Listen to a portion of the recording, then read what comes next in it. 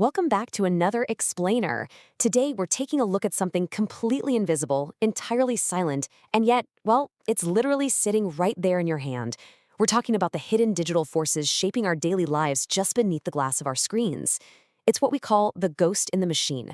Now, we all love to think we're fiercely independent, right? We highly value our autonomy. But the data suggests something a whole lot more unsettling is happening. So let's look at what's really going on when you power on your device. You didn't choose this video, it chose you. I want you to take a second and really let that sink in. Think about how you got here, right to this very moment, watching this exact explainer. You probably think you made a conscious, independent decision to click. But did you really? Or did thousands of data points just perfectly align to place this exact piece of content directly in your path at the precise moment you were mathematically most likely to engage with it? Kind of uncomfortable to think about, isn't it? Okay, let's dive into this. Section 1, the illusion of choice. How the algorithm knows you better than you know yourself. Now, what's really interesting about this slide is the gap between what we feel is happening and what's actually happening. We walk around the world feeling like the captains of our own ships. We decide what to watch on a Friday night. We decide what to eat for lunch, what to believe about the world. You sit down on the couch and think to yourself, hey, I'm going to find a nice documentary. You believe you're starting from a totally blank slate of infinite choices, what you think you want right over here on the left. But reality, it looks a whole lot more like the right side. The machine isn't giving you a blank slate at all. It's handing you a highly curated, deeply personalized menu that was built before you even sat down. It knows what you watched last Tuesday. It knows you linger on cooking videos for exactly 1.4 seconds longer than sports clips, and it shapes your entire universe of options based on that. So, are you actually choosing, or are you just picking from a pre-approved list? Which brings us to Section 2, predicting your next move, or, what we can accurately call the unescapable loop. To understand how we actually get to that curated list, we got to look at the micro-level mechanics.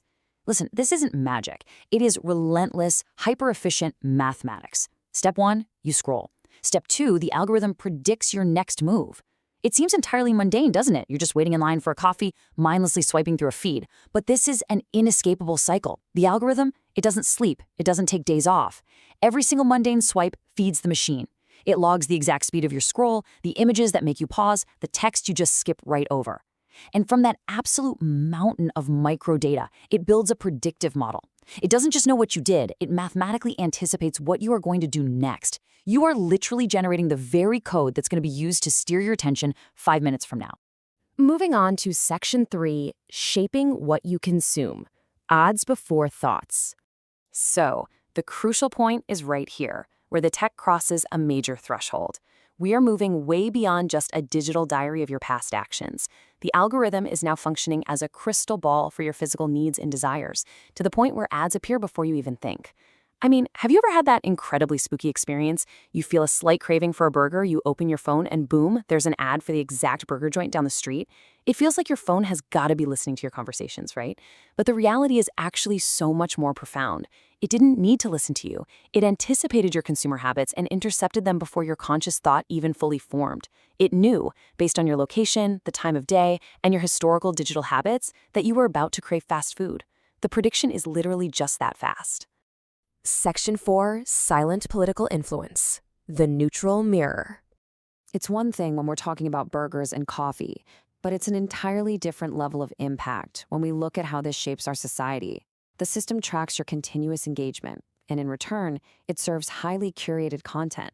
The result? Your political opinions are shaped silently. Now, I want to be absolutely clear here. Impartially reporting exactly what the sources show. The algorithm is not a partisan tool. It doesn't inherently favor the left wing or the right wing. It is strictly a relentless neutral mirror. It only cares about one single metric, keeping your eyes on the screen. And to achieve that, it feeds you content that validates your existing biases, slowly pulling you further into your own worldview. Your political opinions are being silently shaped, amplified, and hardened, not by a political operative with some hidden agenda, but simply by a machine trying to maximize your screen time. Let's move to and see how this builds into Section 5, outsourcing free will, the philosophical shift. And this brilliantly illustrates the macro-level impact on humanity. We've looked at the micro level, the scrolling, the predicting, the targeted ads. Now we have to face the bigger picture. This isn't just about digital convenience anymore. This is about a profound shift in what it means to be a human being making independent choices. This is what's really at stake here. We are looking at the active, ongoing phenomenon where fundamental human choice is surrendered to algorithmic control. Basically, we're trading our agency for convenience. When the machine tells us what to watch, what to buy, and ultimately what to believe, we are no longer really exercising our free will. We are outsourcing the heavy lifting of human decision-making to a string of predictive code.